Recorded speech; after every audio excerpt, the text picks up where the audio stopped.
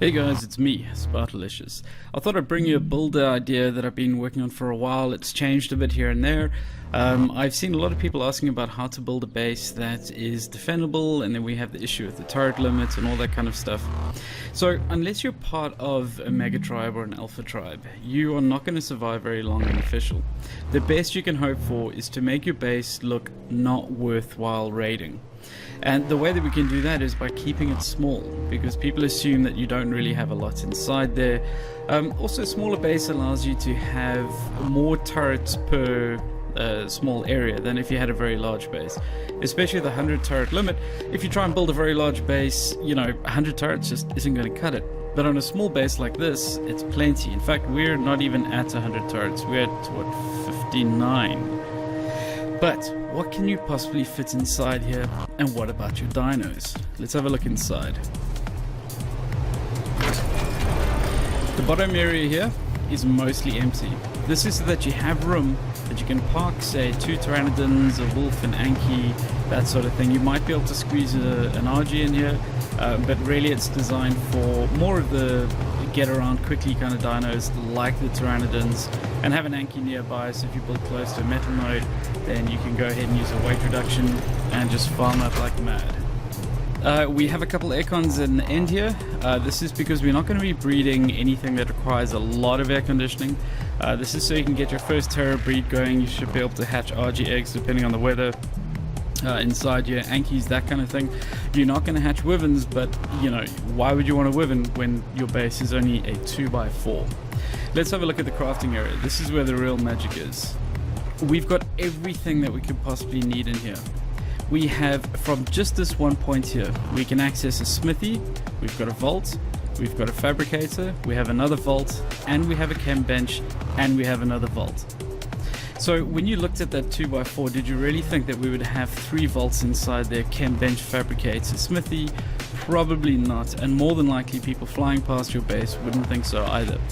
If you don't want the dino storage, then this can be a 2-unit tall base, making it look even smaller. Over here we have our preserving bin, so you can start making stuff for your jerkies. These aircons can be removed. It's really just here for quality of life. We even have an industrial cooker here. This isn't just to show off. I find industrial cookers are awesome, especially if you have an alt account where you can go ahead and make your RP foods properly. You want to be able to spam it out. With a small base like this, you're going to be taming smaller things like pteranodons, so being able to spit out dodo kibble very quickly is obviously very nice. Then we have a refrigerator, we have another turret up here, and we have a power generator. Now we have a little bit of extra room.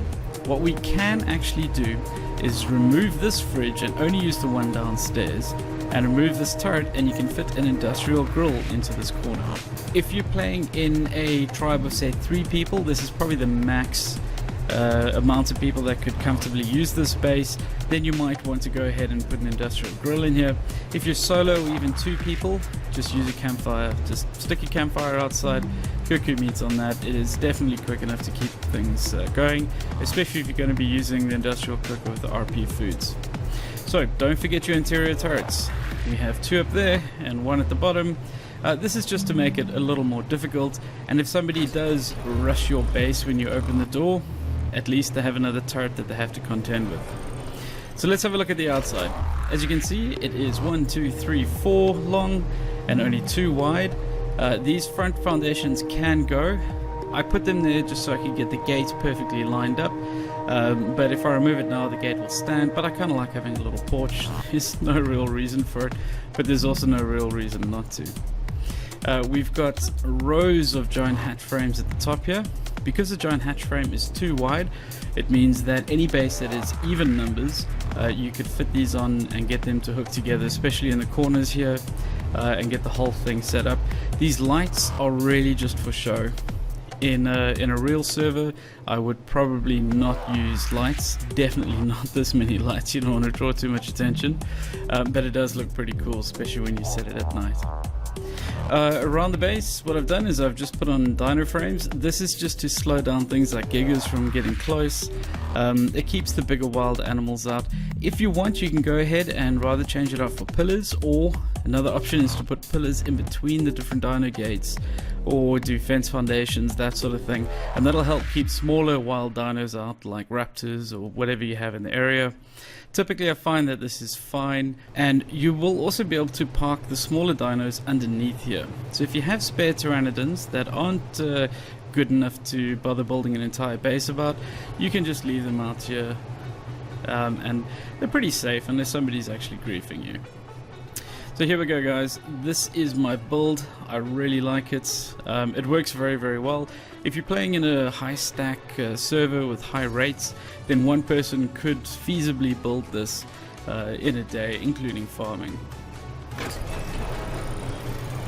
If you're playing unofficial, this is the kind of base that a tribe would put together, a larger tribe, and it wouldn't become a main base. This would be like a backup reserve base. Something hidden. If you're starting a new setup on a new server and you want to start cracking in there, you could start off with a base like this. It's good enough where you can start producing explosives, you can repair your gear, craft, do everything like that. We do have 4 forges up here, so it's not super fast, but I have found that if you keep them burning constantly, then it provides more than enough metal for about 2 people to do a lot of damage to the server.